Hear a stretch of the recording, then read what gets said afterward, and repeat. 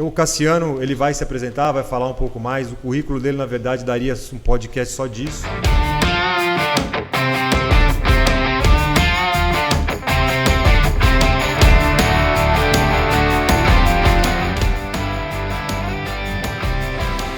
Pessoa que tem aí uma vasta experiência na área, pessoa que, não só em termos de publicação, mas também de ministrar cursos aí no Brasil e fora do Brasil, ele vai poder falar um pouco mais sobre isso. E ele é professor associado,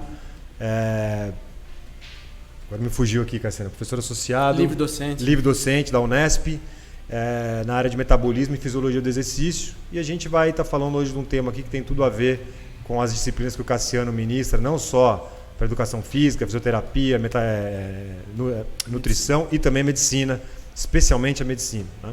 Então, Cassiano, bem-vindo ao programa hoje. É um prazer rever você. É um prazer para nós ter você aqui hoje para falar desse assunto. E antes da gente começar com a primeira pergunta, se apresenta rapidamente, faz uma breve apresentação da tua carreira, como é que você começou e aonde você está hoje. Ok, bom, boa tarde a todos, né? Todos que nos acompanham, aos colegas que estão aqui possibilitando, né, da assistência, você. Isso aí. Gostaria de agradecer o convite, para mim foi um prazer, né? Fazia muito tempo que a gente não conversava, inclusive, muito né, Luiz? Tempo, Tiramos. Espero poder ajudar e estar ao contento aqui das dúvidas que me forem passadas. Bom, a história é antiga, né? Denuncia a idade. Mas em resumo, me graduei em Educação Física na Unesp no início da década de 90, e na verdade era a década de 80, porque era o ano zero, né, 90. Exato. E dali eu fui para a área de reabilitação cardíaca, onde eu trabalhei um tempo, vim para São Paulo, fiz uma especialização aqui no Instituto Dante Pazzanese, e aquilo foi um divisor de águas. A graduação foi muito importante também, porque a graduação na Unesp, assim como também na USP, na Unicamp, são graduações que voltam muito a visão do aluno para a pesquisa, né? E aí quem tiver interesse tem ali um potencial. E eu acabei me envolvendo com isso, enfim. E aí quando eu vim aqui para o Dante Pazzanese, eu dei uma continuação a algo que eu achava muito legal e pude trabalhar com a mão na massa. E essa acho que é a grande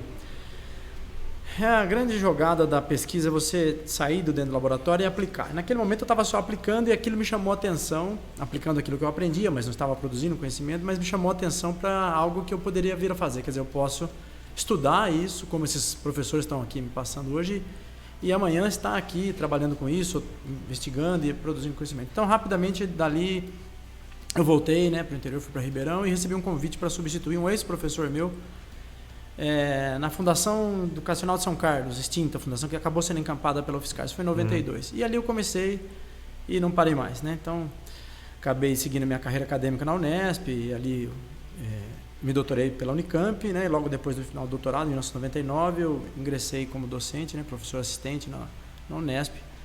Estou lá até hoje, fiz minha carreira ali. E aí os pós-doutorados, a livre docência foi todo por esse caminho, né? Trabalho com metabolismo, regulação metabólica, e aí basicamente voltado à influência do esforço físico, do padrão alimentar e elementos do cotidiano, do comportamento do indivíduo, em doenças crônicas não transmissíveis, né, DCNTs, e em especial as metabólicas, mas não só elas, né. E nos últimos anos começamos a trabalhar também com pacientes com câncer. Então já temos algumas dissertações de alunos e teses defendidas, alguns trabalhos publicados com 2 tipos de câncer: câncer de mama e o glioma, um câncer muito agressivo de células glia, né, sistema nervoso. E como o esforço físico pode ajudar nesse tratamento, em alguns casos na prevenção, e quando associado com a nutrição, então, né, uma parceria que dá certo, um casamento verdadeiro. Então é isso que eu tenho feito nos últimos anos. Ótimo. E assim, para quem, eu vou até contar uma história curiosa aqui, como, né, por que o Cassiano está aqui hoje, não só porque eu lembro vividamente das coisas que ele ensinava na época, e depois que eu já tinha me graduado, eu cheguei a ser coordenador de uma academia em Bauru. Na época o Cassiano estava ministrando, ainda está lá, né, associado à Unesp de Bauru. Eu lembro que eu chamava ele para fazer uma consultoria técnica para os professores, né?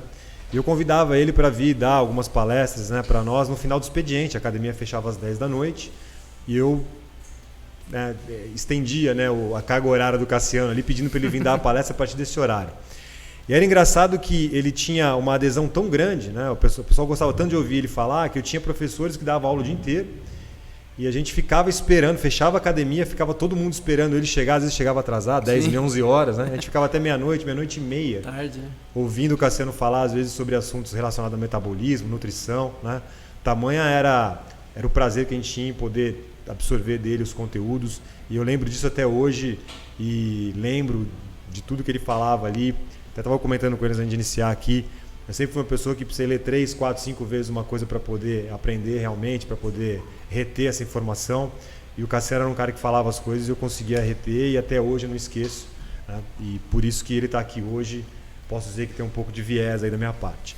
Mas de alguma maneira, vamos para o tema que é o que interessa. E eu queria começar com a primeira pergunta, Cassiano, que é uma coisa que está muito em vogue hoje, né? A gente olha nas mídias sociais aí, muita gente falando sobre esse assunto. Eu vejo que muita gente não entende o suficiente para poder falar. Tem muita gente que só regurgita informações que já ouviram em outras mídias sociais, mas não tem nenhuma fundamentação científica.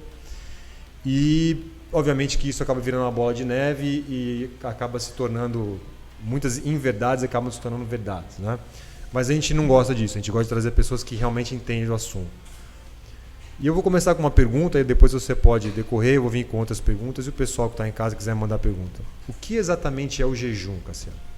Ok, sim, é um tema de grande importância e uma dúvida que permeia e hoje é o imaginário de todos, né? Porque se fala muito de jejum e as pessoas necessariamente não sabem bem o que é e o que isso produz. Bom, vou começar dando uma ideia do princípio, né, do termo. Jejum, né, tem uma etimologia no hebraico, a palavra em si, né? Então, portanto, no período pré-cristão e cristão, lá na Mesopotâmia, e a palavra em si, Yehum, ou Yejum, né, ou Yehum, ela tem um significado biológico, eu já vou explicar, mas também tem um significado cultural e etimológico, como eu estou dizendo, né, no hebraico. Mas, de uma maneira geral, sobre essa vertente, eu não vou entrar em detalhes aqui específicos, mas tem uma relação com penitência, com sacrifício, com algum tipo de esforço que a pessoa faz para provar algumas coisas, seja lá quem for, no caso, nesse contexto que eu estou falando, uma questão de devoção religiosa. Mas do ponto de vista da biologia, com a evolução do tempo, da linguagem e o uso da terminologia em outras línguas, inclusive no português, né? Jejum, no conceito atual para nós, na biologia, significa o intervalo de tempo encontrado entre uma refeição e outra. Mas para que se caracterize mesmo essa condição, que é uma condição fisiológica, você tem que apresentar uma ausência de oferta de nutrientes do seu intestino para a sua corrente sanguínea. Então, quer dizer, não é só não estar alimentado, é há quanto tempo você não se alimenta. Por quê? Você vai se alimentar, vai digerir, isso tudo acontece no trato gastrointestinal, o alimento vai ser quebrado em partículas, dessas partículas sairão os nutrientes, os carboidratos, as proteínas que serão ainda divididas em aminoácidos, os lipídios, e eles levarão um tempo para que o intestino os absorva e os coloque na corrente sanguínea. Quando não houver mais nada no intestino, ou pelo menos quando a contribuição daquilo que estava no intestino, né, já for mínima, por exemplo, quando você tem a transformação do que foi alimento em bolo alimentar, depois quimo, depois quilo, quando você já está avançando para o intestino, para as partes adiantadas do intestino delgado, ou seja, depois de mais ou menos 3 horas a 4 horas, depende muito de quanto e o que você comeu, em média se admite 4 horas, os nutrientes já foram absorvidos, então o intestino já não te oferece mais nada, você está por sua conta. Em termos gerais é isso, você está por sua conta alimentarmente, quer dizer, não tem mais nada aqui te oferecendo, também não está armazenado no seu intestino. Então aquilo que você já tinha está sendo distribuído, né? Sendo pego dos tecidos ou está na corrente sanguínea, mas não tem mais quem te oferece. A partir do momento então que isso acontece, em média de novo a cada 4 horas, se admite que você entrou no estado de jejum, tá? Antes disso, eu diria para você que as primeiras 2 horas, já após alimentar, você encontra-se no estado chamado pós-prandial ou pós-prandial, prandes, né, de alimento. Pós-prandial é aquele momento em que você está alimentado, o alimento ainda está em processo de digestão e ele está fornecendo os nutrientes para a sua corrente sanguínea. Então, quer dizer, quanto mais você se distancia do pós-prandial, mais você começa a entrar no jejum, tá? Então, em resumo, é uma condição de estado não alimentado, que normalmente começa a se caracterizar a partir de 4 horas da última refeição. Esse é o conceito. Sim. Só que nós podemos dividir o jejum em condições diferentes. Se é que eu posso me prolongar aqui. Claro, não, pode continuar, claro. Pelo menos 5 formas hoje a gente compreende de jejum. O jejum noturno, né, pela noite, ou também conhecido tecnicamente como overnight, né, terminologia mais, dizer assim, bonita. E esse jejum, então, como o nome próprio fala, ele começa quando você vai dormir, já tendo feito a sua refeição algumas horas antes, ou até mesmo um pouco antes de dormir, vai passar um período de ciclo de sono do qual você não vai se levantar para comer. E normalmente isso pode dar-se entre 8 e 12 horas. Porém, nessa condição de 8 a 12 horas já existem algumas mudanças de pensamento, algumas críticas, porque o jejum é de 8 ou é de 12, existe uma diferença nisso. A não ser que você durma 12, mesmo assim, né? Você poderia, foi um jejum overnight de 12, tá, tudo bem. Mas mesmo assim é um tempo maior, então uma coisa é você ficar sem se alimentar por 8 horas e outra coisa é ficar sem se alimentar por 12.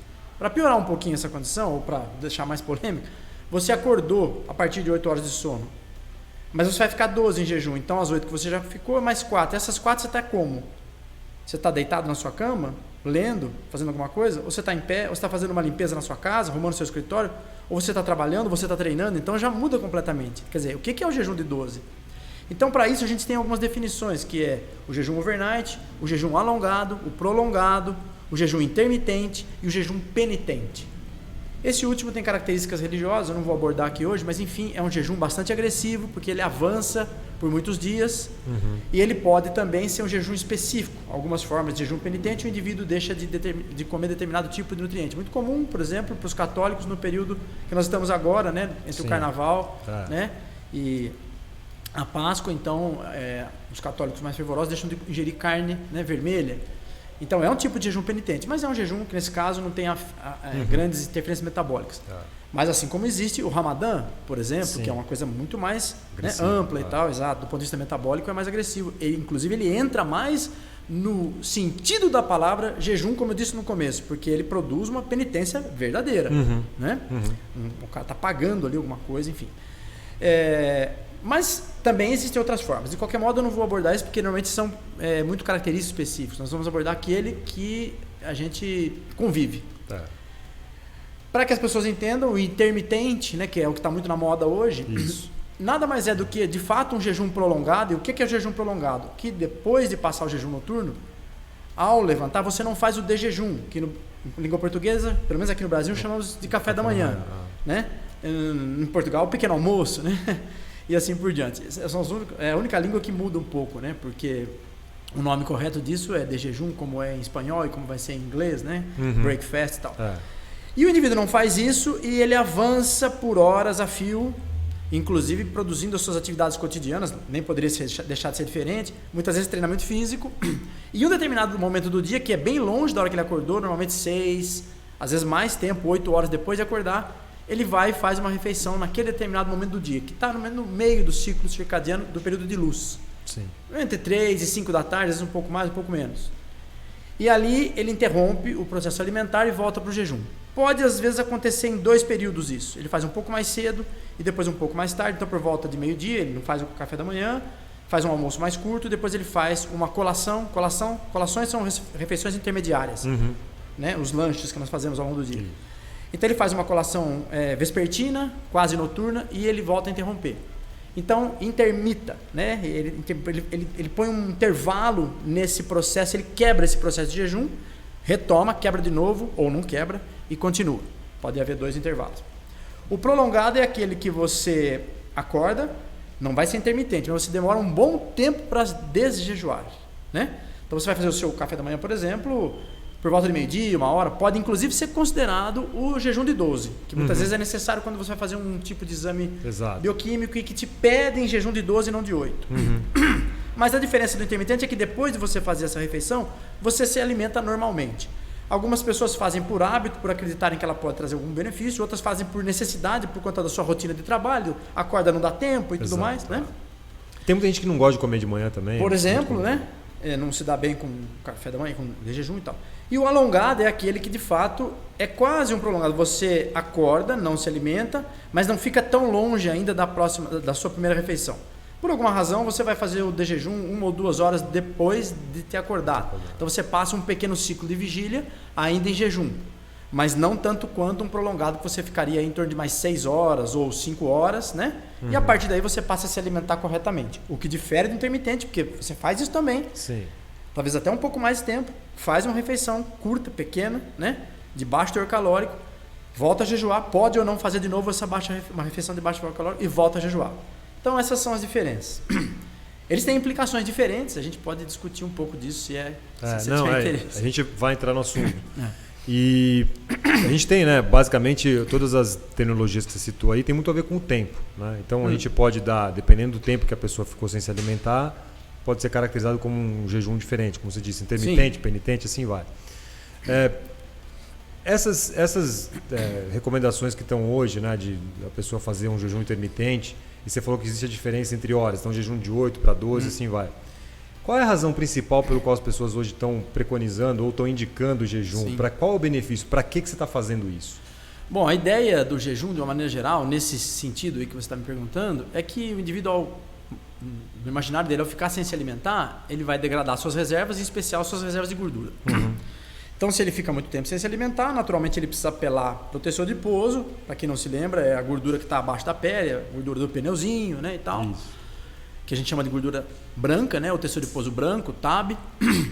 E aí ele vai emagrecer, porque ele ficou algum tempo sem abastecer esse tecido e também sem abastecer o corpo com nutrientes. Então, esse tecido abastece o corpo para ele e perde diâmetro, perde volume, perde tamanho.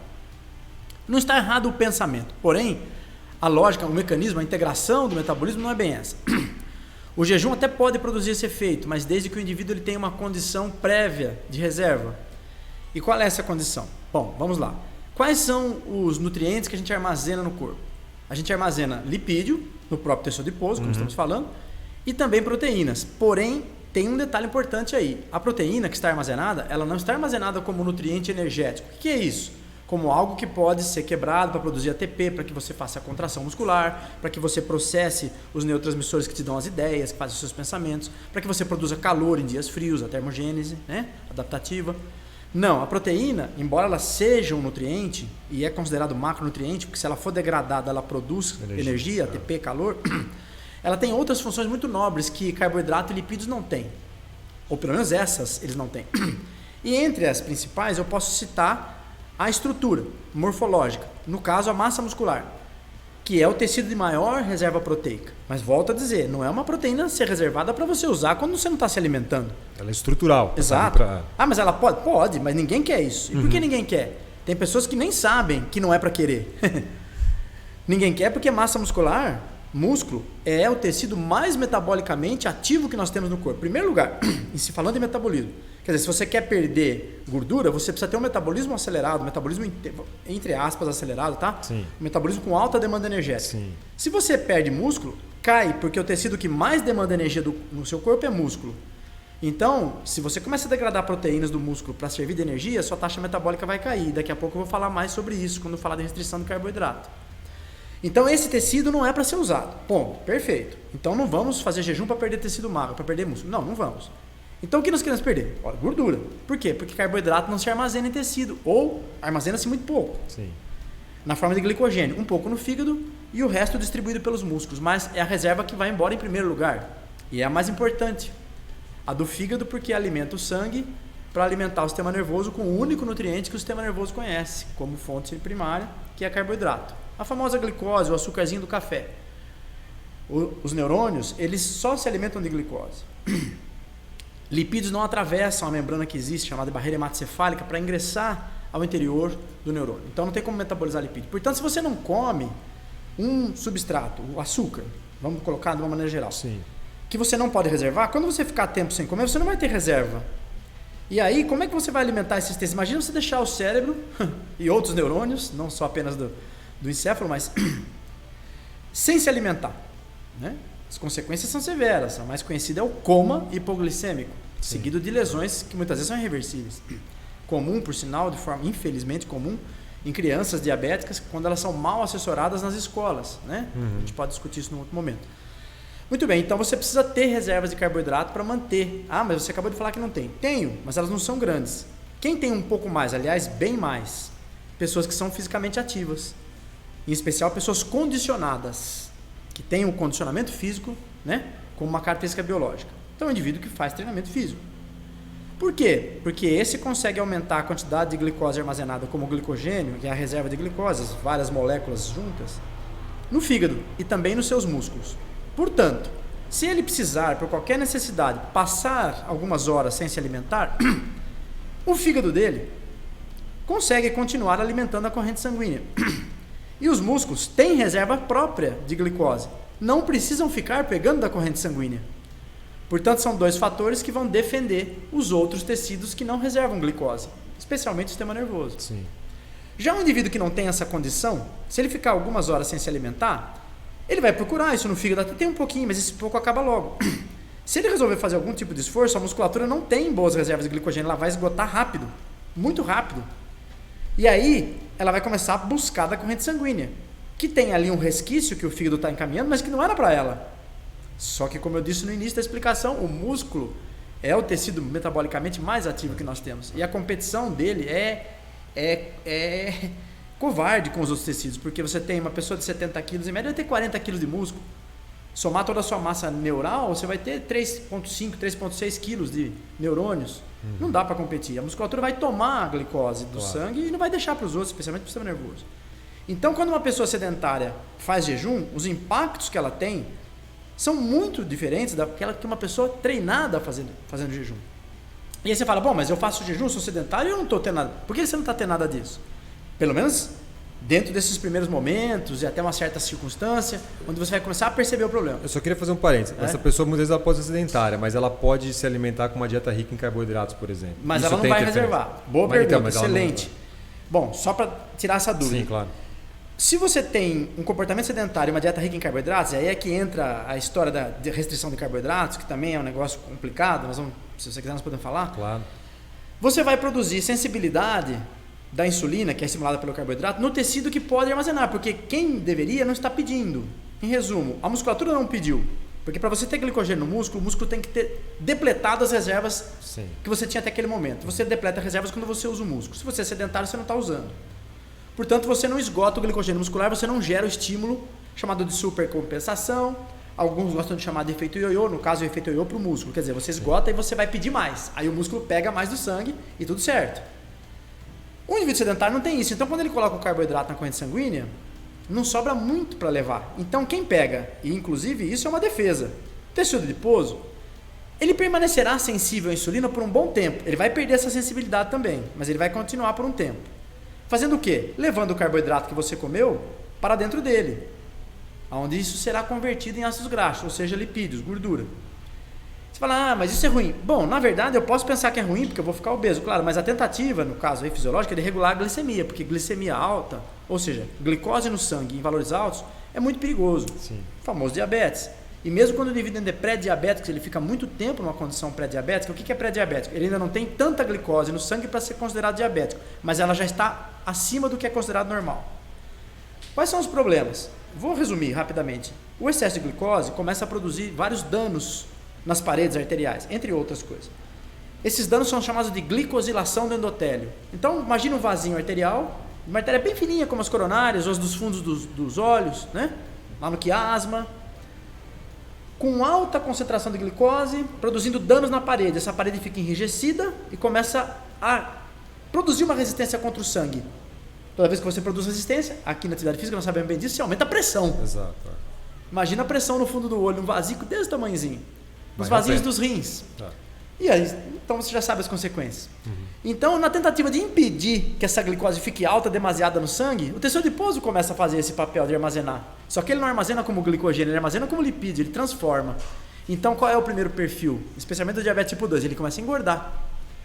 Só que à medida que ele engorda, mais problemas irão acontecendo, porque o tecido adiposo também vai ficar pouco sensível à insulina. Então, essa glicose vai começar a acumular no sangue invariavelmente. Então, ele vai ficar obeso, que por si só tem problemas diversos. E eu queria frisar um negócio aqui, eu sempre falo, a obesidade não é um problema estético, porque a estética, cada um tem o seu padrão. Eu lembro muito bem dos ditados que minha avó falava, que talvez nem seja o momento de aplicar aqui hoje, mas que em resumo quer dizer o seguinte, não tem ideia, cada um tem um gosto. Então você pode estar um pouco mais volumoso em peso, o outro um pouco mais magro, sempre alguém vai olhar para você e vai gostar, porque o mundo é heterogêneo, as pessoas gostam. O problema não é estética, volto a dizer, o problema é fisiológico. Tanto é que eu tenho alunos e tal, que são obesos, mas são condicionados. Eles não têm qualquer variação, nem de citocinas inflamatórias, nem de indicadores para diabetes, colesterol, tudo certo. Eles estão acima do peso mesmo com tecido adiposo. Mas eles são muito condicionados, porque perder peso gordo não é uma coisa simples. Exato, é. Até porque tem, a gente não vai falar disso, mas tem uma predisposição genética. Sim, a obesidade é multifatorial. Multifatorial. Multi. Por isso que é muito difícil. Então, o indivíduo obeso ele tem que pensar o quê? Vou me manter condicionado. Mesmo que eu não consiga perder esse excesso de gordura, estando condicionado, a proteção cardiovascular, entre outros, é muito grande.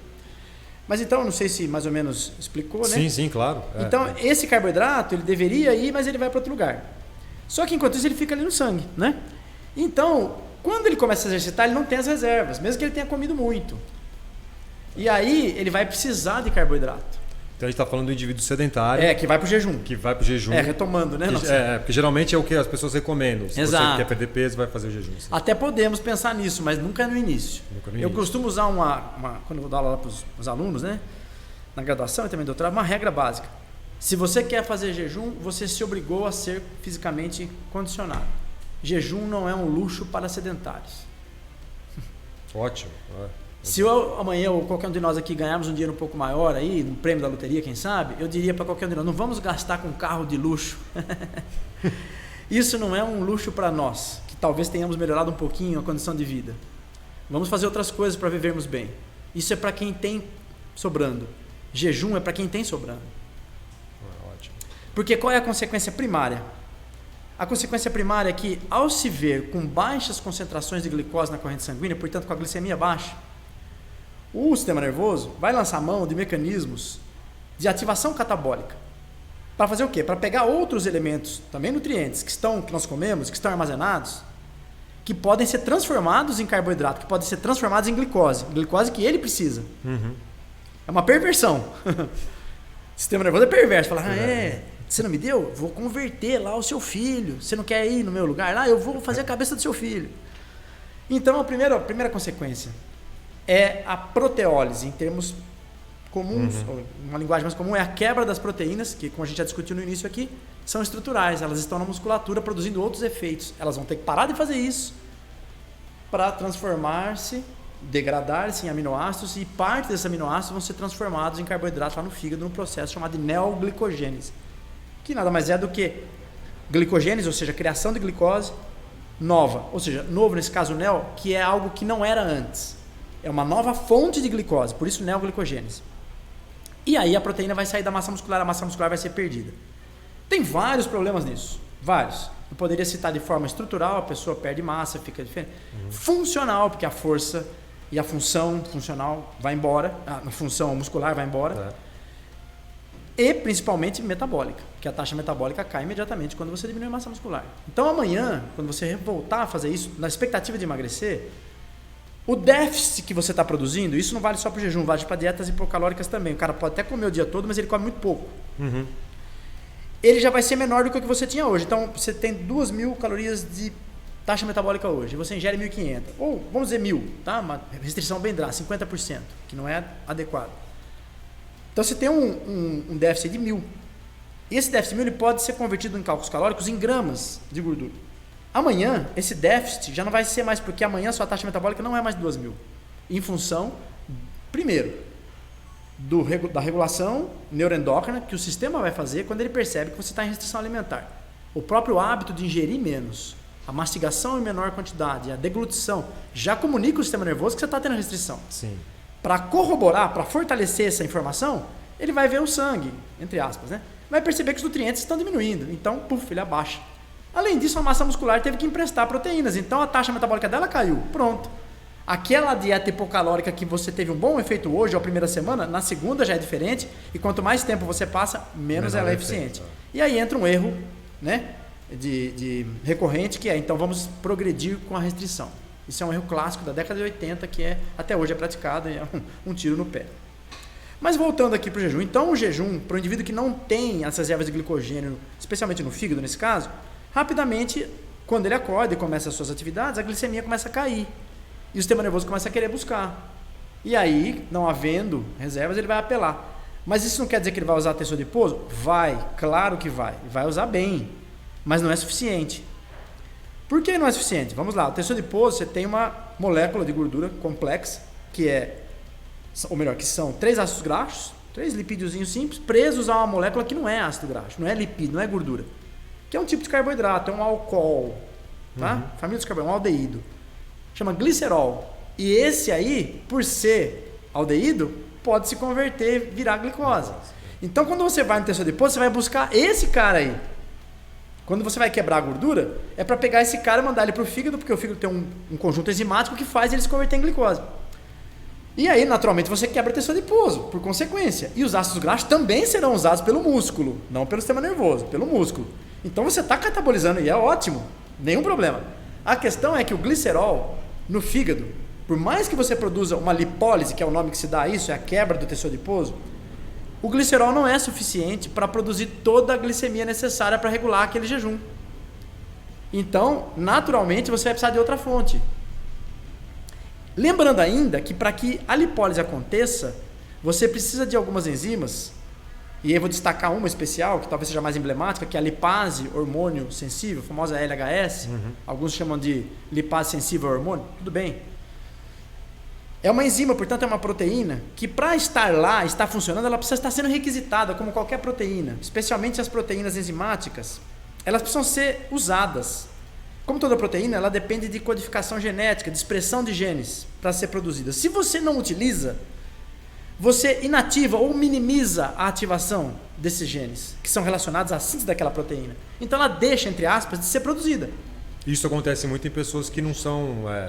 Quanto mais envelhecemos, mais isso acontece. Mais velhas e também não são fisicamente ativos. Sim, preponderantemente. Nesse caso, porque são aquelas pessoas que não estão requisitando reservas de energia, elas estão armazenando e não requisitando.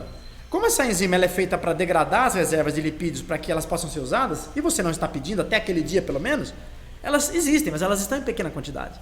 Então, até que elas comecem a produzir uma boa lipólise e que, portanto, as gorduras do tecido adiposo consigam ser quebradas e os gliceróis, essas moléculas que seguram a gordura lá, venham para o fígado para fazer o açúcar, em grande quantidade, não é do dia para a noite, vai demorar um pouco. Então, até que você consiga ter uma boa produção de açúcar por, entre aspas, aquilo que estava no tecido adiposo, você teve que pagar essa diferença da conta, esses juros do seu cheque especial, com a proteína muscular. Então, o indivíduo que é descondicionado, invariavelmente, ou seja, não tem outra alternativa. Ao iniciar um jejum, que não seja o jejum noturno normal, então o alongado, especialmente o prolongado intermitente, né? Ele vai perder massa magra. Ponto. Vai perder massa gorda? Vai também. Perde massa como um todo, que popularmente as pessoas entendem como peso? Perde, claro. Mas que peso você quer perder? Eu dou esse exemplo a como... Claro, é uma forma radical de expressar, mas como se você quisesse perder o peso, vai lá e corta um pé. Você vai ficar mais leve, é óbvio. Mas é o certo. Mas funcionalmente é que as pessoas não veem isso. O pé, tudo bem, é um órgão, né? Um membro do corpo, perdão. Você não está vendo o que está acontecendo com a sua massa muscular, pelo menos agora, mas você vai ver mais à frente. E aí eu chamo a atenção para 2 aspectos: envelhecimento e, em especial, jejum para pessoas já acima de 50 anos, que ainda são considerados adultos não senescentes, adulto maduro, e especialmente acima dos 65, onde já começa a senescência de acordo com a classificação da Organização Mundial de Saúde. E essa classificação tem várias coisas, mas basicamente expectativa de vida, tempo de expectativa de vida e, lógico, alterações fisiológicas.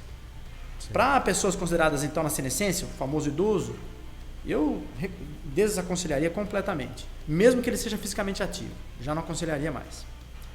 Agora, além dessa população, uma outra, e essa, plantando isso agora, vai colher os frutos ruins mais à frente. Quem é? As mulheres. Naturalmente, ao início do climatério, que é o período onde a menopausa está incluída, tá? Menopausa é o momento em que a menstruação vai ser cessada, porque os ovários perdem a capacidade de produzir o óvulo, eles vão se envelhecendo e eles não são mais capazes, né, de liberar o óvulo a cada ciclo, né, mensal de 28 dias e tal. Então você vai perder a ativação dos hormônios importantes ali. E entre eles o estrógeno, que é um hormônio muito importante para uma série de coisas, não apenas para regular o ciclo menstrual, mas também para a manutenção da massa magra de uma maneira geral, que podemos considerar nesse caso a musculatura e a massa óssea. Então é ele que mantém o cálcio no osso e ele ajuda a manter e a desenvolver a musculatura do ponto de vista da hipertrofia e da manutenção dessa massa muscular. Quando ele cai, e ele cai depois que a mulher entra no climatério, mais ou menos ela inicia o climatério entre 42 e 45 anos, e a menopausa vai vir uns 5 anos depois disso, talvez um pouco menos. Então ela vai começar a ter os primeiros sinais de menopausa aos 48, ela já está em climatério. Sim. Os hormônios já estão alterados e o ovário já está produzindo menor quantidade ou óvulos menos fertilizáveis e as alterações hormonais já são importantes. Quando ela menstrua, então, aí, que ela deixa de menstruar, perdão, aí, necessariamente, o estrógeno está cada vez mais baixo. Se ela produziu perda de massa muscular anteriormente, por conta de esse tipo de prática ou outras, como, por exemplo, dietas anoréxicas, que é o extremo do jejum, Sim, né? Aí, nessa hora, ela vai ter consequências muito ruins. E, de novo, se ela nunca fez isso, agora não é mais a hora dela fazer. Inclusive, eu costumo recomendar bastante, né, para as pessoas que me perguntam. De uma maneira geral, eu gosto muito de musculação, treinamento de força, também gosto de treinamento aeróbico, mas de potência aeróbica, não treinamento aeróbico de endurance, embora esse também seja legal, mas questão particular. Mas aí, quando me perguntam, mas as mulheres? Eu falo, ó, opinião própria, mas baseado no que eu tenho estudado nos últimos anos. Todo mundo deve fazer esforço físico, mas, nós todos. Mas musculação deveria ser obrigatório para as mulheres. Eu posso optar por fazer musculação. Mulher é obrigada a fazer musculação. Lógico, eu estou fazendo esse sim, de maneira geral, claro. Mas se uma mulher me procura e fala, o que eu tenho que fazer? Eu não tenho dúvidas, eu recomendo musculação. Você precisa se preocupar com a sua massa muscular e óssea, porque ela vai começar a ter uma perda de potencial genético de manutenção muito antes da minha. E digo a você, depois dos 40, 45 anos, se você nunca foi ligada a alguma atividade, seja de lazer ou esportiva, mesmo que amadora, que exigisse de você um condicionamento cardiorrespiratório, portanto aeróbio, não há nem necessidade de você perder muito tempo com o treinamento aeróbio, porque o treinamento de força, e mesmo curtos treinamentos aeróbicos, não precisam ser muito longos, eles fazem muito bem o sistema cardiorrespiratório, especialmente os curtos aeróbicos, não precisa fazer longos. E o treinamento de força, ele faz algo para o seu corpo que o treinamento aeróbico não vai fazer, que é justamente a manutenção dessa estrutura, que é muito importante lá no final, muito mais, a vida toda, mas muito mais. Sim. Quando talvez você não tenha mais a presença ali dos seus filhos, dos seus parentes, você tem que entrar no chuveiro para tomar banho, na sua ducha lá. Exato. E você tem que se manter em pé. Quando você tem que ir um vaso sanitário, você tem que conseguir fazer sua higiene, levantar e sentar nesse vaso, entre tantas outras coisas que eu posso enumerar aqui do cotidiano de uma pessoa. Quem tem um idoso em casa já está visualizando o que eu estou falando. Sabe como é. Então, nessa hora, você vai entender a importância. Se você não entendeu até agora, você vai entender a importância da massa muscular, massa magra, muscular e óssea. Coisa que o jejum, nessa condição, volto a frisar, no sedentarismo, pode não ser amigo, pode não ser favorecedor. Pode não será. E eu tenho uma pergunta, Cassiano, porque acho que com relação ao músculo, né? Acho que está bem entendido, acho que você explicou muito bem. Mas tem um argumento que o pessoal usa, quando você fala com relação ao cérebro, né? Ao sistema neural, que muitas vezes as pessoas em jejum produzem corpos cetônicos. E que o cérebro é capaz de usar os corpos cetônicos como fonte de energia. Isso procede, não procede? Sim. E se procede, em que magnitude isso é? Isso pode, de alguma maneira, substituir a utilização do glicogênio ou da glicose produzida pelo cérebro?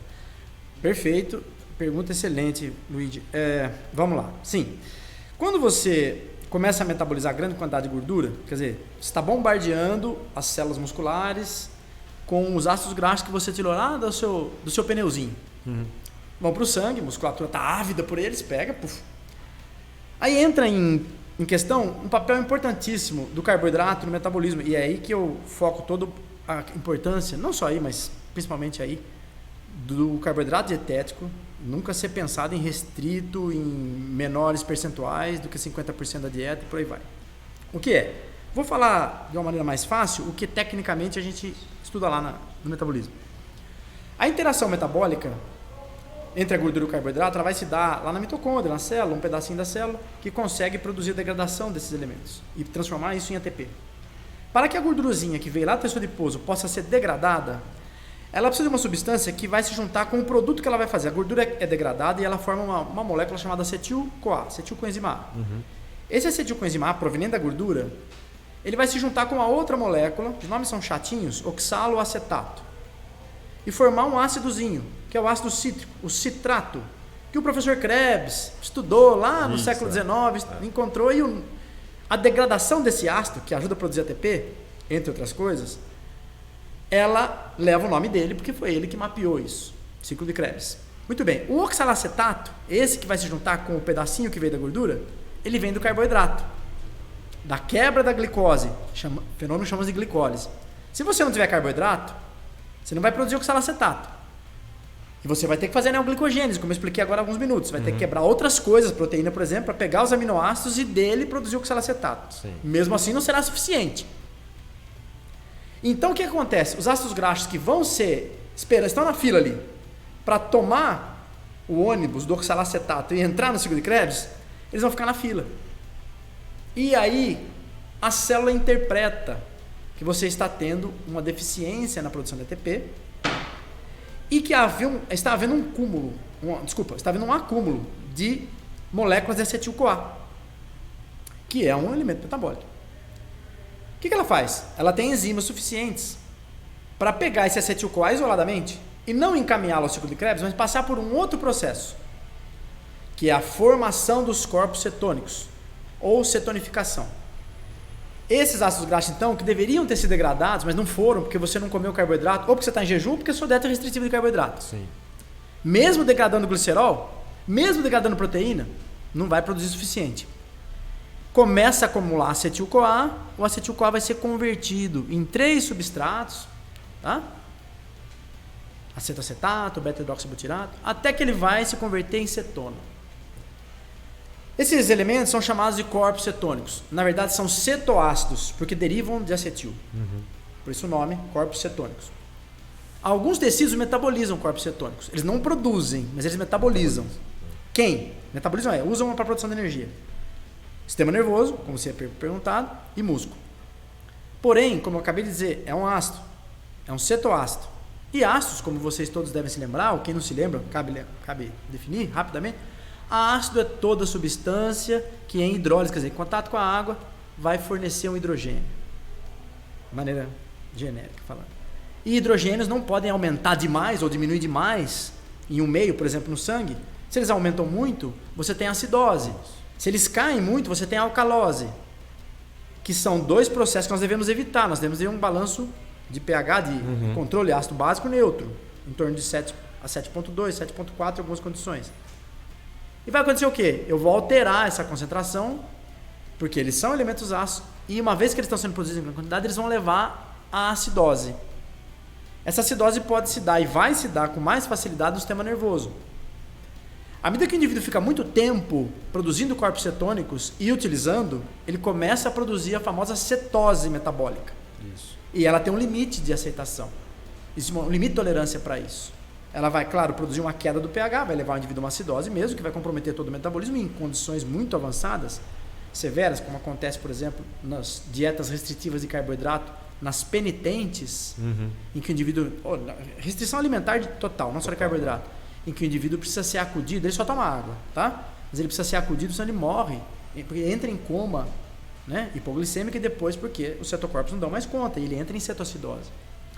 Então, embora sim nós possamos usar, esse é um mecanismo de defesa, é uma emergência. Eu diria para você, é o STEP. Você não pode furar o pneu voltando para Ribeirão Preto, ou para Bauru, ou sei lá para onde for, e botar o STEP e ir até lá. Você vai até a primeira borracharia. Exato. Em última instância, né, se você não tiver borracharia, você tenta seguir até lá, mas você faz o quê? Diminui a marcha, vai devagar, porque o STEP, especialmente os dos carros atuais, você já viu, né, são finos. É fininho, justamente para você. Que é para falar para o cara, isso aqui é um STEP, traduzido, é um substituto.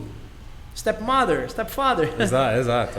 É um step. Ou seja, você vai ter que tirar e colocar o original. Ou seja, se você começar a produzir cetose, porque você não está comendo carboidrato, tudo bem. Eu tive que sair lá. Vou usar um exemplo aqui em São Paulo. O cara mora lá na Zona Leste, né? Lá perto do estado do Corinthians.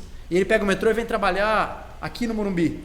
E ele tem que sair muito cedo da casa dele. E não deu tempo dele tomar o café. E ele pegou o metrô, depois que talvez tenha que pegar um trem, eu não sei bem, mas talvez tenha. E deve levar muito tempo. Então, por base, é minha irmã que faz isso, mora aqui, trabalha no lugar, tem que sair muito cedo de casa. Não se alimentou em casa, chega no trabalho, a não ser que você trabalhe para benfeitores. Enfim, você não vai ter um café da manhã bonito te esperando lá, quando muito você toma um café puro. Né? Pode até ter um pouquinho de açúcar, mas... E você vai ficar em jejum talvez até o horário do almoço. Então você imagina isso para quem é sedentário. Ele nem sabe que ele está fazendo um jejum prolongado, mas ele está. E um belo dia ele se dá conta, ele percebe que ele está tendo perdas importantes de saúde, ele não sabe nem quais são. Entre aspas, né? Degradações, que podem produzir uma série de coisas, inclusive aquilo que eu falei aqui no começo, que eu estudo. Né? Então, A cetose é uma condição? Mas ela não deve ser usada se não há necessidade, tá? Aí vamos um pouco mais avante. Quer ver um exemplo? Pegue um ônibus lotado ou um metrô lotado no final do dia, quando essas mesmas pessoas que suam a camisa para ganhar o dia, mesmo que elas tenham almoçado ou comido alguma coisa lá pelas 11 da manhã, elas trabalharam até as 5 ou 6, elas vão voltar para suas casas, longe dos seus trabalhos. Quando você entra no metrô, que estão todos ali, né, ou no ônibus, estão todos os trabalhadores ali, eles estão sem se alimentar 7, 8 horas, e muitos são trabalhadores braçais, fizeram muita força. Exato. A hora que abre a porta, você entra, você toma aquele tiro assim, ó, de quê? De halitose. Mas é uma halitose que é uma halitose cetônica, na verdade não é hálito, claro, mas é um hálito da respiração, não é um hálito estomacal. Porque um desses corpos cetônicos, que é a acetona, ela é volátil, e quando ela passa, ou seja, ela se evapora, quando ela passa no alvéolo, nos pulmões, ela sai na sua respiração. E você vai conversar com a pessoa, você está com um hálito cetótico. Lá no laboratório eu recebi um cheiro bem característico que você consegue perceber. Sim, também na transpiração. O diabético tem muito isso. Fala, mas o diabético tem excesso de carboidrato, de glicose no sangue? Pois é, no sangue, mas não nos tecidos. Então ele não tem como usar, ele acaba fazendo acetona também. Eu recebi muitas pessoas no meu laboratório, especialmente pessoas anoréxicas, né, que chegavam lá para determinados tipos de avaliação ou para tentar algum processo de treinamento. E você fala para a pessoa como é que está a alimentação dela, ela não quer admitir, lógico, o processo da anorexia. Claro. Mas na primeira palavra que ela te fala, você já calcula quantas horas ela está sem comer, né? Porque é aquela cetona fortíssima. Então, respondendo, sim, os sistemas usam os corpos cetônicos, mas é por um período determinado e não quer dizer que seja benéfico. Mas eu acho que a partir daí, se for isso que talvez você queira me perguntar, eu vou adiantar. Se não for, você pode voltar e depois a gente fala. A pergunta seria, mas e os fisicamente ativos? Exatamente. Os de repente, condicionados. ele pode se beneficiar disso de alguma maneira, já que ele está adaptado. Né? Então, agora, esquecendo um pouco o sedentário e falando de uma outra realidade. Pessoas treinadas, que têm uma rotina de treinamento, não importa qual seja o protocolo, qual seja a densidade, 1,48, 2,12, 5,2, não interessa quantos dias ela treina, mas que esteja um protocolo que tenha sido orientado por um profissional, assim como alguém que procura um médico, para poder ter uma orientação a um fármaco. O cara não vai sair daí treinando por conta própria, porque é lógico que ele vai ter problemas. Então, que ele tenha um protocolo que tenha sido prescrito, protocolo de treinamento físico, que tenha sido prescrito por um profissional, de acordo com as necessidades que o profissional acredita que para aquela pessoa sejam adequadas, ele começa a produzir um efeito adaptativo, ou seja, ele vai se adaptando vagarosamente ao esforço, e entre essas adaptações, uma importantíssima é o aumento das reservas de glicose no fígado, reserva essa chamada de glicogênio. E o aumento das reservas de glicose nos músculos, também chamado de glicogênio. No caso, glicogênio hepático, do fígado e muscular. Bom, então vamos imaginar que o cara já esteja um período de treino, em 3 meses, treinando bem, e ele resolva, porque alguém o orientou, pode até ser uma orientação profissional, que ele deva ficar um tempo maior sem comer, ou até mesmo que ele deva diminuir a ingestão calórica. Tudo bem, restrições calóricas são importantes, mas você tem que saber quantitativamente e qualitativamente de que tipo. A gente fala isso depois. Tá. Ele resolve fazer dentro do que nós podemos chamar de fisiológico, por exemplo, um jejum alongado, ou mesmo um jejum prolongado. Ele resolve fazer, ou uma restrição calórica adequada, ele resolve fazer. Ele vai ter essas consequências? De uma maneira geral, a resposta é não. Essas consequências danosas que eu falei agora, a resposta é não. E a pergunta e você poderia me perguntar por quê? Muito simples. Porque mesmo que ele passe a noite toda sem se alimentar, desde que ele tenha tido no ciclo circadiano, quer dizer, durante todo o dia dele, uma refeição adequada, que ele passe a noite dormindo, naturalmente sem se alimentar, e que ele acorde e ainda fique algumas horas sem fazer isso, o fígado dele tem reservas de glicose armazenadas como glicogênio, portanto, vai quebrar o glicogênio devagarzinho, vai soltando, gota a gota. Vai ter glicose para ficar abastecendo a corrente sanguínea. Mesmo que o músculo estivesse pedindo, ele teria. E o músculo não vai estar pedindo, porque o músculo tem também. Você fala, mas por que ele tem? Justamente porque o treinamento muscular, a primeira coisa que ele faz é depletar, é liquidar, é esgotar, quando você está treinando, as reservas de açúcar lá de dentro, as reservas de glicogênio. E isso causa o estresse metabólico, que é a grande jogada do exercício físico. Você só produz uma adaptação em alguém se você produz estresse. Ninguém se adapta no conforto. Você tira uma pessoa da casa dela, se ela tiver com uma herança lá, ela vai sair para trabalhar? Não. Ninguém se adapta no conforto. Você se adapta quando a água bate. Em algum lugar, pode ser no pescoço. também. Muito bem. O músculo vai pedir mais glicose quando a glicose acabar, porque ele precisa dela para se manter vivo. Como todo mundo, o sistema nervoso precisa, o próprio fígado precisa, todas as células. Os condrócitos são as células da cartilagem, os osteócitos são as células, todo mundo precisa de glicose. Você usou do músculo, ele produziu a contração que você queria, beleza, a hora que acaba ele fala assim, bate na sua porta, e aí amigão, tem preço, me devolve aí a glicose. E aí você vai e come. Quando você vai e come, ao invés dela ficar flutuando no sangue por muito tempo, o músculo está esperando por ela. Quando a insulina aparecer lá e bater na porta do músculo falando, ó, trouxe glicose, estou falando lógico em termos, sim, né? Quando a insulina sinalizar ao músculo, ela vai fazer com que um grande grupo de transportadores de glicose que estão dentro da célula muscular cheguem até a membrana e puxem a glicose para dentro.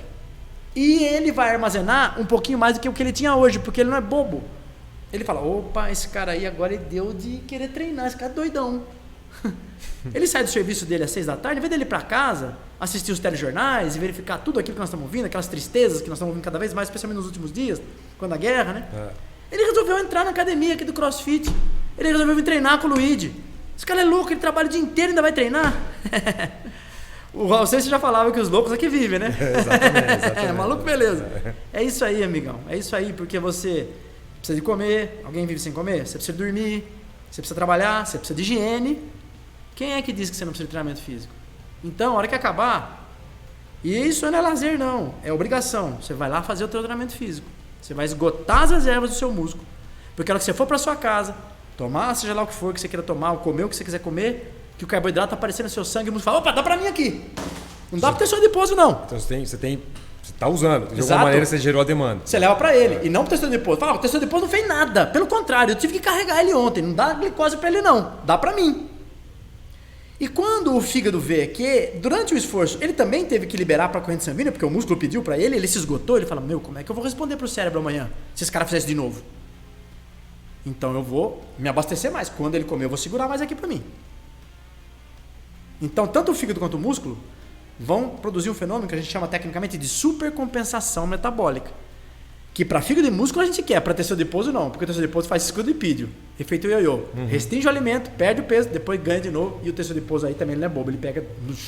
Então você vai ter tanto de gordura hoje, diminui, e amanhã vai ter muito mais se você voltar a engordar. Famoso efeito ioiô. Efeito ioiô. Efeito ioiô no músculo, para carboidrato, é excelente. Não chega nem a ser efeito ioiô, você só depleta num dia e já começa a acrescentar. No fígado também. Então, quando esse indivíduo, já treinado há algum tempo, resolver ficar algumas horas em jejum, pela manhã que seja, ou até o início da tarde, e até mesmo que ele resolva treinar nesse período, o que vai acontecer? Ele vai precisar apelar para reservas de proteína? Não, porque ele tem um fígado que consegue continuar abastecendo a corrente sanguínea dele por horas. E isso é uma estratégia importante, daqui a pouco eu te falo de atletas de alto rendimento, inclusive esses que estão aí embaixo. Inclusive a dieta noturna. Ia ser a próxima pergunta. Vou te falar que é o oposto do jejum, mas para você ver como o jejum se relaciona com essa explicação. Então ele vai ter essa reserva de carboidrato que ele conseguirá manter, basicamente como os reservatórios de água, que conseguem manter os rios após a cachoeira estáveis, sem, né? Enfim, ele vai conseguir manter a corrente sanguínea num valor adequado de glicose sem produzir hipoglicemia. Por quê? Porque o músculo também não está pedindo para ele e porque ele tem mais. Então, mesmo que o músculo peça, ele consegue manter por mais tempo. Então, 5 horas de jejum para ele depois de você acordar, não representa depressão. Não alterou a glicemia. Às vezes 6, 7 horas não alterou. Mesmo que ele tenha treinado. Já para o indivíduo sedentário, não. Se ele ficar 5, 6 horas de jejum, ele já alterou. E se ele entrar em esforço físico, jejum depois de ter passado a noite toda, né? Você vai fazer o exame de glicemia, ninguém pede você ficar 16 horas de jejum. Sim, o máximo é 12. Para a glicemia, na verdade, é 8. Tá? De 8 a 10. Para algumas variáveis lipídicas, você vai fazer no máximo 12, como você falou. Ninguém vai te falar, faça 14 horas de jejum, 15, 16. Ninguém aguenta. Quer dizer, uma pessoa treinada aguenta, mas não é adequado. A não ser que você tenha um objetivo. Sabe? Então, se você está falando que não é adequado e ele aguenta. E pode ser adequado? Pode. Quando você quer tentar melhorar, talvez, um perfilzinho lipídico subcutâneo, ou seja, dar uma degradadinha num tecido adiposo que talvez tenha aparecido, ou em outro momento que você não conseguiu tirar, agora você pode usar dessa estratégia de um jejum alongado ou prolongado por um período de tempo, desde que você se mantenha treinado e mantenha seu aporte dietético normal. Você pode até fazer um pequeno balanço energético negativo. O que representa? Você pode uma pequena queda de calorias em relação ao que você precisa, come um pouquinho menos, mas pouco. Mantenha o carboidrato estável e pratica esse jejum durante um período, não deve ser eterno, claro, mas até que você percebe que você vai conseguir modular um pouco o tecido adiposo. Muito embora, é certeza que vai conseguir? Não é, por conta daquilo que você mesmo contou agora há pouco. Manutenção, perda e ganho de tecido adiposo é uma coisa muito complexa de se explicar, porque tem vários fatores genéticos e fenótipos, quer dizer, aquilo que você trouxe consigo de herança, aquilo que você desenvolveu dentro dos seus próprios genes e aquilo que o meio interfere sobre você. Claro. Então é muito complexo dizer porque uma pessoa engorda com mais facilidade ou não, ou emagrece. Então, para muitas pessoas isso vai funcionar, para perder um pouco mais de tecido adiposo, para lapidar, né?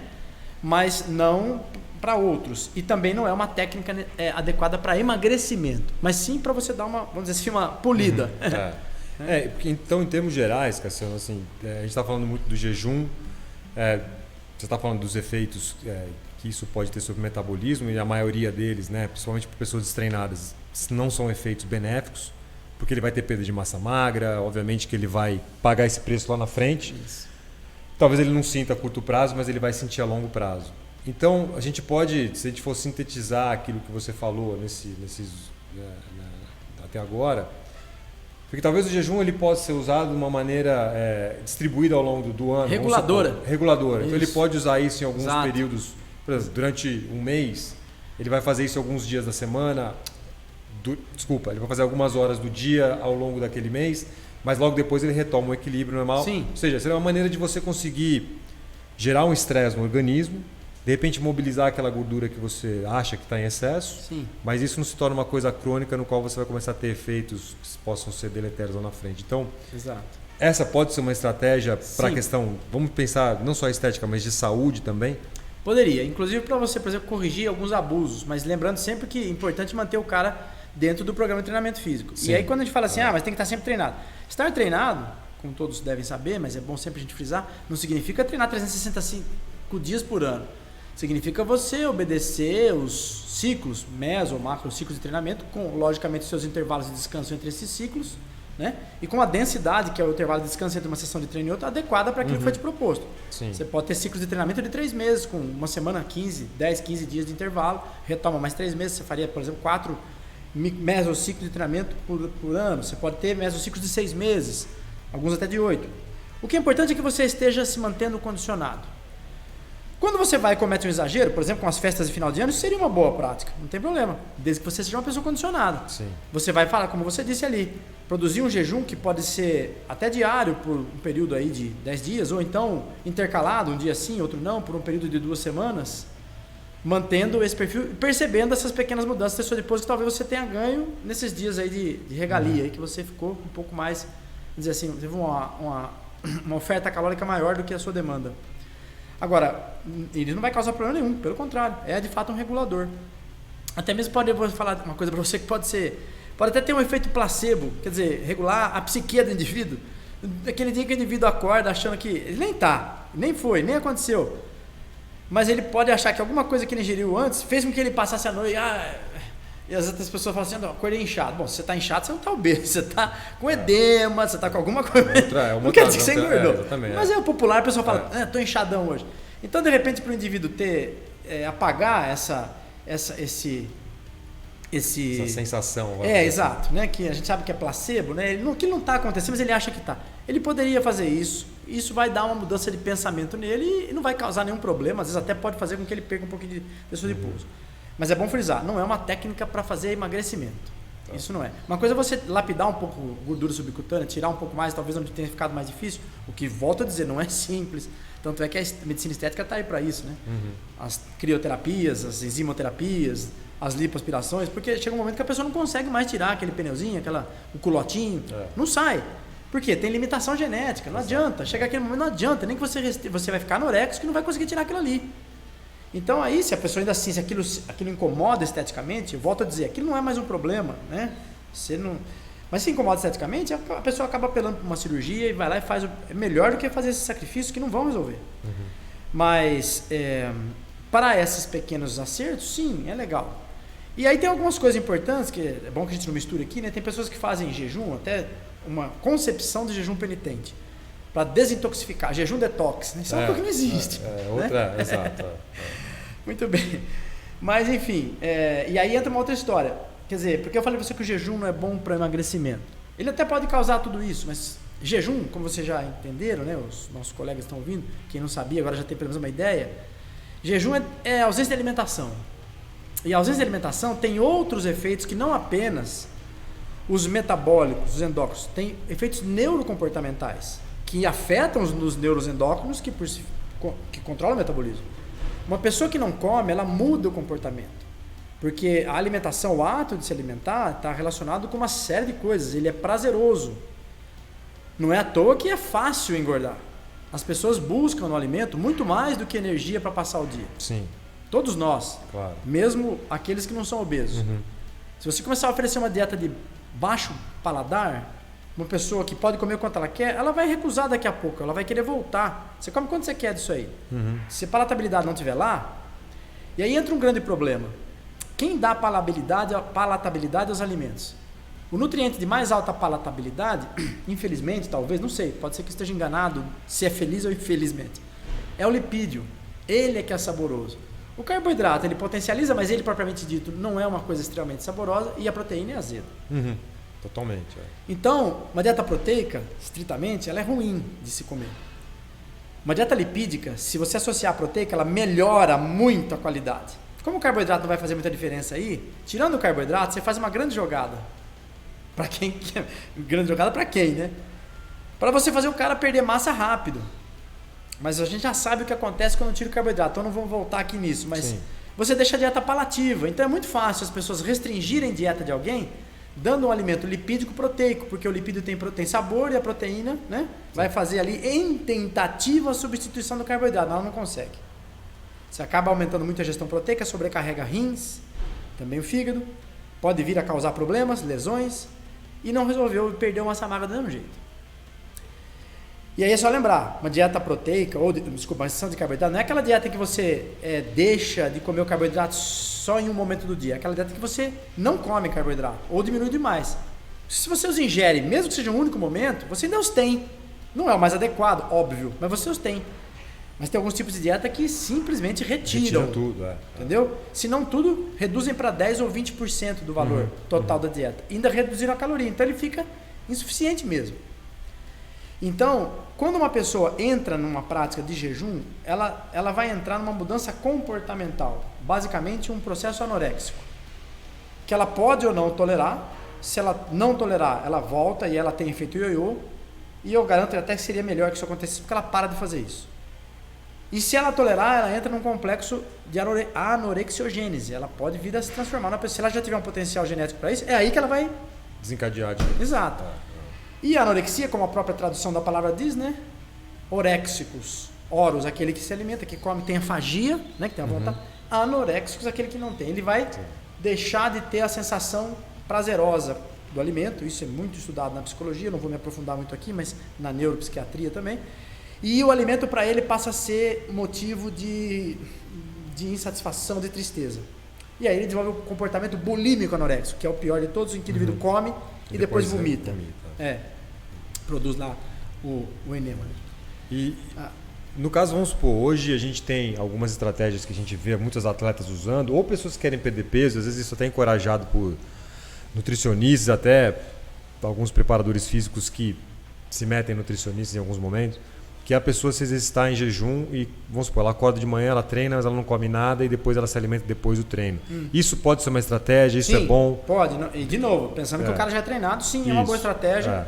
E aí cabe lembrar uma coisa importante, que logo depois do treino, nas primeiras 2 horas, ainda tem um negócio interessante aí, que é a janela absortiva, em que as células do intestino, o epitélio intestinal, né, as células que estão na paredinha do intestino, que vão tomar a chuva de alimentos, elas ficam mais aptas a absorver. E aí você pode jogar isso a seu favor. O indivíduo que quer o benefício de uma proteína de alto valor biológico, que ele comprou e pagou caro, um protein powder da vida, que ele importou, nessa hora, quando ele para o esforço, ele estava no estresse simpático, sistema nervoso simpático, um dos elementos do sistema nervoso autônomo, né? Aquele que a gente não controla, e ele controla por si só. Ele cai, porque o esforço é altamente simpático. E quando cai um estresse de um dos dois, quando você tem uma superatividade de um deles e ele interrompido, o outro, que no caso é o parasimpático, ele se superpõe. E o processo digestório, ele é praticamente comandado pelo parasimpático. Então, o que vai acontecer em termos populares? Você vai melhorar a sua digestão logo depois do esforço. Isso vai favorecer que o seu estômago, bem como o seu intestino, vão melhorar a digestão proteica. Então, aquelas proteínas que você comeu, efetivamente, todas elas serão transformadas em aminoácidos. Porque você não absorverá proteínas, você absorverá aminoácidos. Então, você precisa digerir. Logo depois do esforço, você tem essa janela, né, que a gente chama janela digestória, janela absortiva, em que você vai digerir melhor. E os aminoácidos, praticamente todos que você buscou, serão absorvidos.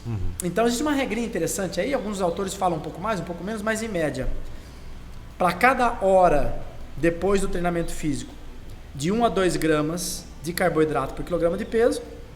Então, se você tem 70 quilos, na primeira hora, de 70 a 140 gramas de carboidrato. E para cada 1 grama de carboidrato, meio de proteína AVB ou de aminoácidos, propriamente dito. Eu até aconselharia os aminoácidos, por exemplo, aqueles, se o objetivo é a hipertrofia, a leucina, né, isso, ou outros, né, não vamos ficar aqui, mas enfim, ou outros que têm um potencial efeito hipertrófico, né, porque a absorção seria mais rápida, não precisa passar pelo processo digestório e tudo mais. Aí a ciência da nutrição pode até depois, em um outro momento, falar mais sobre isso para você. Mas enfim, e aí você teria essas primeiras 2 horas depois do esforço para você então fazer esse seu de jejum. Não teria problema nenhum, tá? O cara levantou, foi treinar e logo depois ele vai se alimentar. E é interessante aí sim que ele se alimente, porque ele depletou essas reservas, ele vai refazer, né? E provavelmente durante o esforço sim ele está aumentando. Se ele fizer um esforço aeróbio, de potência aeróbia, eu prefiro de potência do que o de resistência, mas 25 minutos de uma potência aeróbia pela manhã, ele vai se mobilizar bastante ácido graxo. O pessoal que está ouvindo a gente, Cassiano, quando você fala em potência aeróbia, muita gente não sabe exatamente o que é, né? Porque o pessoal só pensa no aeróbio de maneira geral, mas não sabe fazer essa diferença. Explica rapidamente o que é o exercício de potência aeróbia. Vamos lá. Então, para a gente entender um pouco mais do que nós chamamos de domínios de intensidade do esforço, nós podemos classificar os esforços físicos sobre 2 grandes variáveis metabólicas: esforços aeróbios e anaeróbios. Os aeróbios são aqueles em que você produzirá energia efetivamente pela oxidação de um substrato, ou seja, o oxigênio que você está respirando, ele é primordial para produzir ATP, e normalmente você usa a gordura e o carboidrato para isso. A intensidade desse esforço não pode ser demasiadamente alta, embora pode ser alta, porque senão você não consegue fazer isso. Dentro desse exercício aeróbio, que é, por exemplo, a corridinha, o pedal na bicicleta, você tem 7, alguns autores reduzem para 6, pelo menos 6 domínios de intensidade. O leve, de zona 1, zona 3, tem uns que definem por zona, zona 1, zona 2, zona 3. Os nomes fisiológicos mais aceitos são domínio leve, moderado, intenso, pesado, severo e ultra severo. Alguns definem só severo. Se você pensar no repouso, a transição para o leve, você pode pensar em 6 ou 7. O outro é o anaeróbio, é aquele que você produzirá energia, ATP, para os músculos contraírem, sem necessidade de levar o oxigênio para o músculo. Você precisa respirar, claro, você precisa de oxigênio para todo o corpo, mas os músculos vão precisar de muita energia e não daria tempo do oxigênio ir lá no músculo ajudar a produzir. Então você usa reservas que estão ali e elas são muito restritas. O próprio carboidrato do músculo, se você fizer exercício anaeróbio, você vai depletar ele rápido, daí o interesse de você emagrecer fazendo exercício anaeróbio, a gente pode discutir isso no outro dia. E a creatina fosfato, uma reserva importante também que ajuda a formar ATP sem que haja oxigênio. O que é um exercício de potência aeróbia? A potência é um dos domínios de intensidade aeróbica. Não é o mais leve, mas também não é o mais forte. Então, domínio leve, moderado, intenso, é esse domínio que pode ter alguns nomes um pouco diferentes. E esse nome pode ser exatamente a mesma intensidade. Então, vamos lá. Domínio intenso ou domínio de potência aeróbica ou máxima fase estável, o que representa? Representa uma carga de trabalho, se for na esteira ergométrica, uma velocidade da esteira. Se for na bicicleta ergométrica, uma velocidade do giro do pedal ou do freio. Na escala rolante, uma velocidade dos degraus passando. No elíptico, a mesma coisa. Que você pode medir quanto aquilo interfere, por exemplo, na sua frequência cardíaca ou na produção de um ácido que é derivado da glicose, que a gente coleta aqui pelo furinho que a gente faz na orelha, ou pode até coletar dos dedos, chamado ácido lático. Ou ainda por análises respiratórias, são mais complexas, estão mais longe da população, mais perto do laboratório, e que me permitem dizer, a essa velocidade eu estou consumindo a maior quantidade de gordura que eu poderia consumir agora. Facilmente, para qualquer pessoa usar, a frequência cardíaca está à disposição. Você hoje, eu costumo falar isso há muitos anos, frequencímetros são aqueles relógiozinhos que a gente usa para medir a frequência cardíaca, né? Quando surgiram, era coisa de outro mundo, né? Literalmente. Não chegava no terceiro nem no quinto mundo. Demorou a chegar, mas chegou. Hoje em dia eu costumo brincar que você compra uma pipoca no cinema, vem de brinde um frequencímetro. Porque a tecnologia ficou tão, de fácil acesso. Exato, barata, que eles são muito baratos hoje. Então qualquer pessoa pode ter um frequencímetro. Ele não precisa ser um frequencímetro complexo, que faz um monte de coisa, inclusive quase faz eletrocardiogramas. Mas ele pode ser um frequencímetro que dá a frequência. E com alguns cálculos muito simples que você aprende a fazer junto com o seu professor de educação física, ele vai te ensinar, já na primeira sessão, você consegue saber se a frequência cardíaca que você está, porque você vai estar vendo no relógio, ela está produzindo, ou melhor, ela está refletindo aquilo que você está treinando dentro do que você acha ser potência aeróbia, ou máxima fase estável, se preferir assim chamar, tá? Ou seja, potência crítica. Né? Então é o estágio máximo no qual você consegue manter uma atividade por um tempo longo, não sem se tornar anaeróbio. Exato. Então é o limite consumindo um bom volume de gordura, né? Mas que também não vai ser tão longo, porque se você continuar nela, mais ou menos depois de uns 40 minutos, ela começa a entrar na aerobiose. Sim. E eu diria que um pouquinho acima da potência aeróbia, talvez a potência crítica. E isso o professor te explica, olha, mais ou menos 92% da sua frequência cardíaca máxima, outro dia podemos discutir isso. Você vai conseguir uns 25 minutos contínuos de alta catálise, alta degradação lipídica, que ao mesmo tempo te favorece o cardiorrespiratório. Então de manhã, desde que você não acorde e vá fazer isso, porque não é muito bom você colocar o seu corpo em estresse simpático imediatamente após acordar. Sim. Dá um tempo, né? Faz algumas coisas em casa, você levanta às 6, lá pelas 7h30 você vai fazer isso. Você quer treinar às 6, levante antes. Depois mais ou menos de 1 hora acordado, você já pode ir lá e tranquilamente fazer. E aí você entra numa potência aeróbia, pode dar sequência a um treinamento resistido, ou seja, uma musculação se você quiser, terminando, pumba, você vai lá e faz a sua primeira refeição, seu de jejum, de acordo com o que te foi proposto ali. Esse seria uma ótima forma de você fazer um jejum alongado, trazendo benefícios para você. Acho que é legal você ter tocado nesse assunto, que o pessoal que está ouvindo às vezes ouve muito da ciência, mas como é que isso se traduziria para a prática? Né? Eu acho que esse exemplo que você deu agora resumiu bem essa parte, né, de como usar essa estratégia do jejum, né, e obviamente qual exercício utilizar, né, para poder potencializar. Fazendo um link, porque nós estávamos discutindo CrossFit agora há pouco, né? Claro. O cross-treinamento, né, o treinamento cruzado, competitivo, concorrente, né, de onde o CrossFit saiu, ele é um modelo disso, porque você faz... O que o CrossFit prevê? O cross-training prevê? O CrossFit é um modelo, mas uma potência aeróbia, em alguns casos até uma resistência anaeróbica, que o cara faz 400 metros e volta para o box. Isso. Ou então, nos modelos mais antigos e que são usados em outras formas de cross-training, ele vai e faz 25 minutos de um trabalho aeróbio intenso e parte para o resistido, parte para a musculação. Exatamente. Então, numa sessão de treino de crossfit, desde que você seja bem orientado e tal, você procura um box onde as pessoas são bem, né? Você vai fazer isso. Você vai fazer exatamente isso. Você vai ter o seu trabalho aeróbio, você vai de alta intensidade, você vai ter o trabalho resistido, entendeu? E é interessante você estar falando isso porque é justamente... Mesmo as pessoas sabendo ou não, mesmo quem está dentro do CrossFit, às vezes nem sabe que está fazendo isso e está fazendo, né, como você colocou. Eu acho que justamente, pelo menos eu atribuo o sucesso que o CrossFit tem, porque os resultados acontecem, porque a pessoa sabendo ou não, ela está fazendo algo que, em termos estéticos, vai ser benéfico, ela vai queimar gordura e ela vai conseguir manter ou até ganhar massa magra. E, obviamente, quando a pessoa começa a ver resultado rápido, a retenção é muito maior.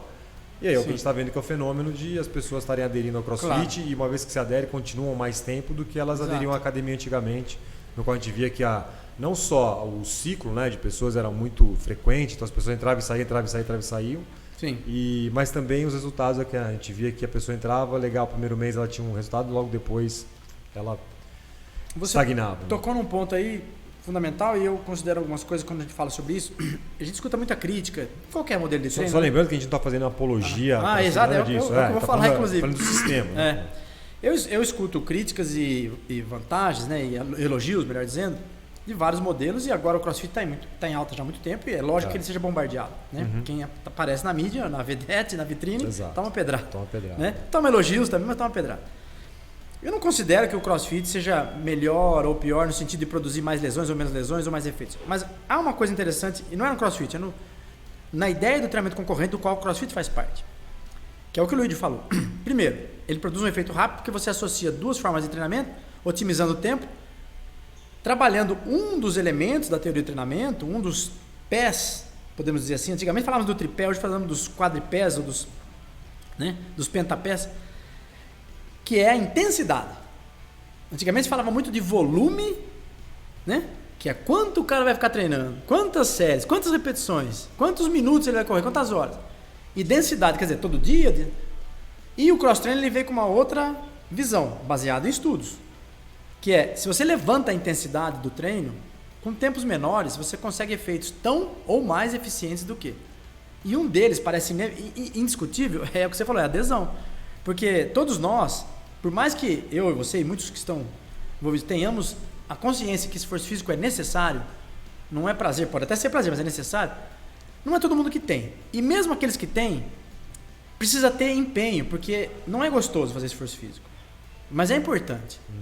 Então, quando você leva uma pessoa a perceber que em 40, 50 minutos ela tem um efeito que há 20 anos atrás ela não conseguia, como por exemplo o body pump, que eu diria foi o avô do CrossFit. Exato, exatamente.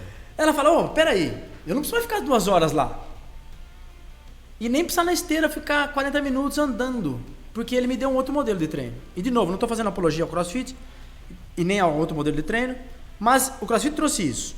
Assim como outras formas também de treinamento concorrente trouxeram isso, porque o funcional também. Sim, sim. Porque a pessoa fica pouco tempo, trabalha coisas que para ela no cotidiano são importantes, porque ela vai fazer aquilo no dia, ela vai subir uma escada, ela vai pegar um negócio de cabeça para baixo, ela vai lavar um banheiro, e a hora que ela agacha numa perna só e consegue fazer, apoiando a mão para passar a escovinha lá, para limpar o rejunte, Exatamente. Ela fala, que eu não conseguia isso 10 anos atrás, como é que eu consegui agora?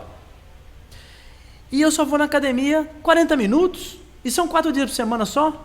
Peraí, tem alguma coisa aí. E isso dá adesão. CrossFit, não tem a dúvida que fez isso.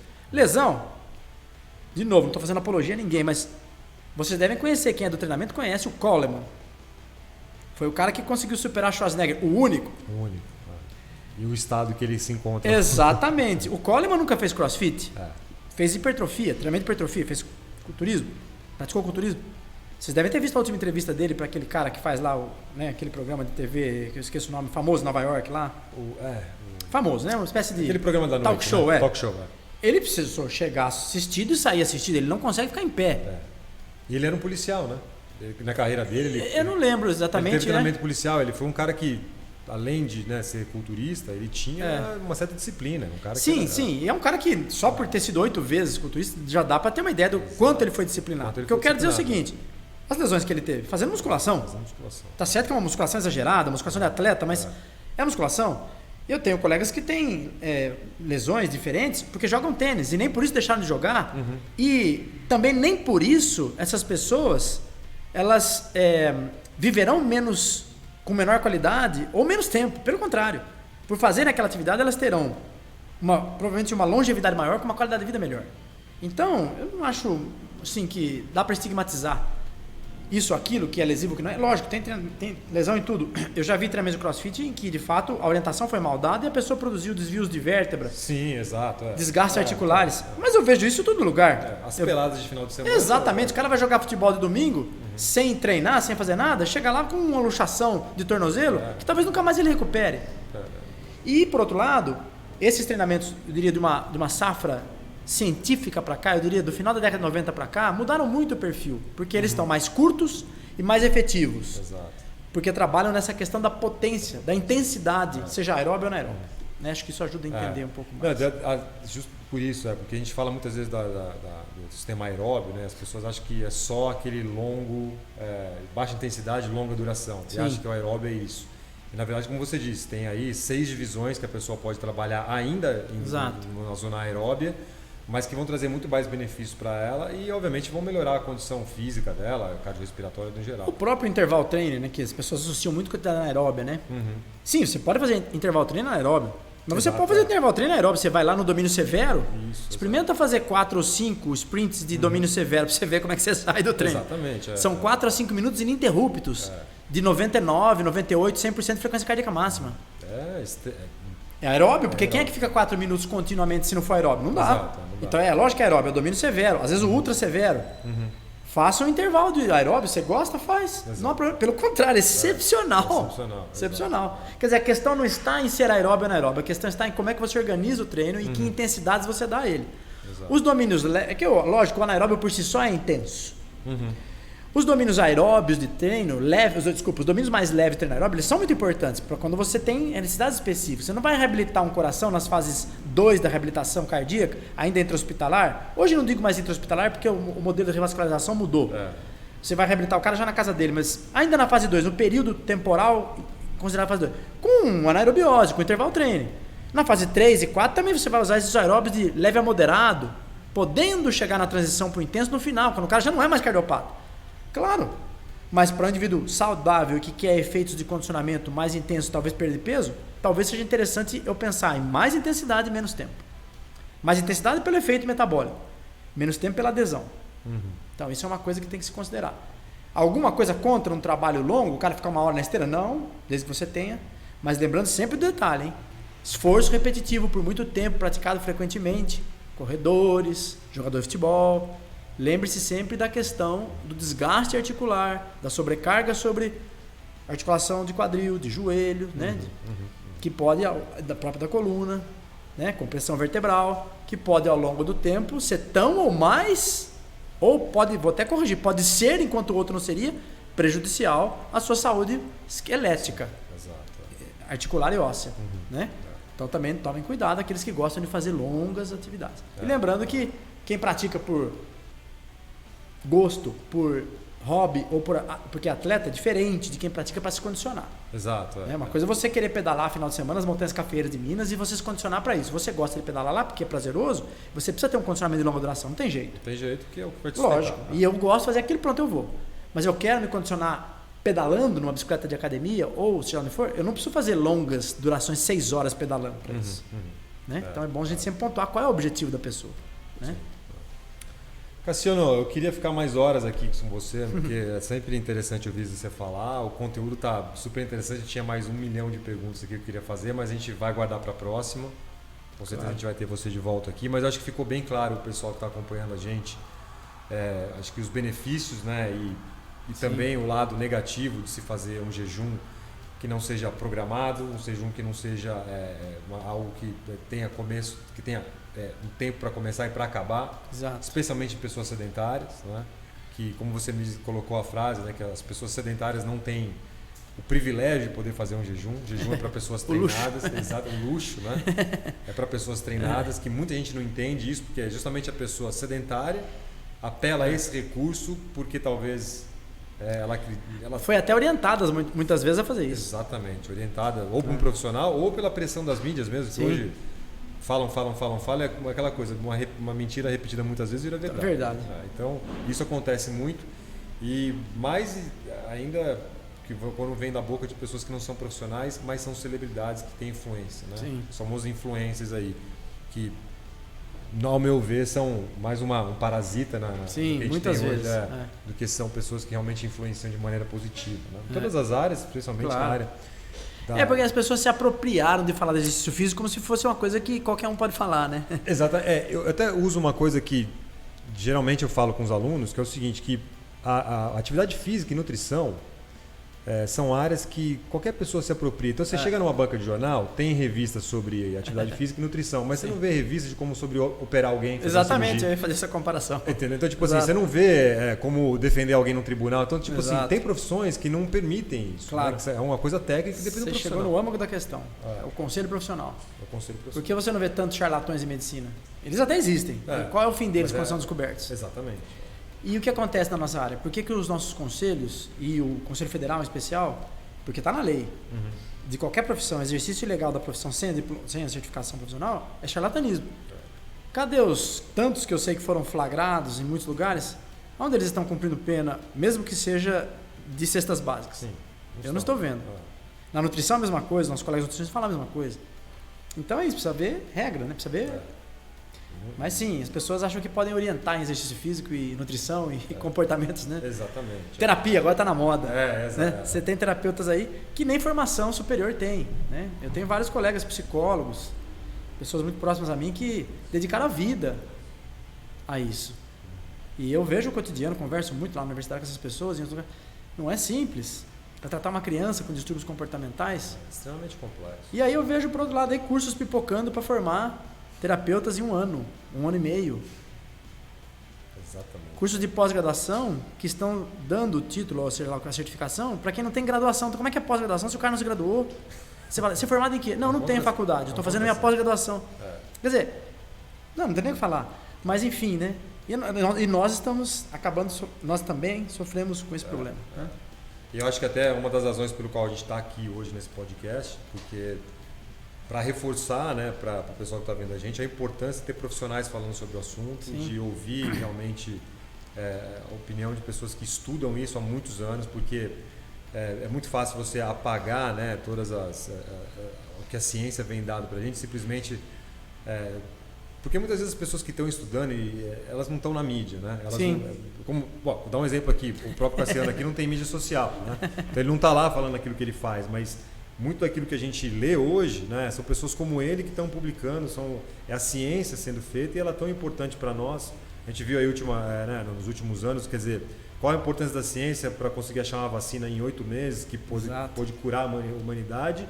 E vem pessoas aí que não têm o mínimo conhecimento da área da saúde dizendo que vacina não funciona, ou seja, bom, tudo bem, você pode argumentar aquilo que você quiser, mas qual o embasamento que você tem? Né? Como é que você vem e contradiz uma ciência quando na verdade você tem muito pouco conhecimento e muitas vezes está falando algo que alguém falou e não que você realmente conhece. E essa nossa área é muito isso, né, Cassiano? Sim. Então, trouxe o Cassiano aqui hoje justamente para que a gente traga informações que estão em vogue, mas na palavra de profissionais sérios que estudam isso e que conseguem detalhar como o Cassiano mesmo fez.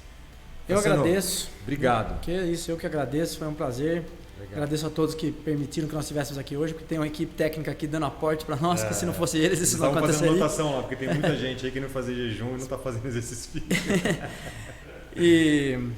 Enfim, se alguém quiser alguma informação, estou à disposição. Tem e-mail, tem WhatsApp. Pode entrar em contato com a gente, eu passo para você também. Sim, claro. E também tem a produção. Os artigos, né?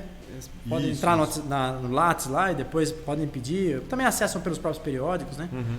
E eu queria terminar fazendo bem rapidamente, você pontuou um negócio importante que eu acho que você já fez a sua parte, cabe também fazer a minha, que é a questão da vacina. Nós estamos vivendo um tempo, né? Não precisa nem dizer. E eu queria lembrar aos nossos, pelo menos aos meus contemporâneos, né? Meus colegas de faixa etária, que viram, como eu vi, alguns coleguinhas, infelizmente, lá na nossa escola de ensino primário, né? Irem para casa num dia, ficarem uma semana fora de aula e quando voltaram numa cadeirinha de roda ou numa muleta por conta de um negócio chamado poliomielite. Eu pergunto agora para essas pessoas que têm a nossa idade, a minha, que sou mais velho, se eles têm algum coleguinha dos filhos deles que teve poliomielite. Se eles conhecem alguém de uma geração de 40 anos para cá que tem poliomielite. Independente da resposta, que eu já sei qual vai ser, é não. A segunda pergunta que eu faço para essas pessoas que ainda pensam que vacina tem chip, que vacina faz mal, que vacina não cura. Curar não cura mesmo, vacina é preventiva. Embora já exista uma nova linha de vacinas terapêuticas, ou seja, que vão curar.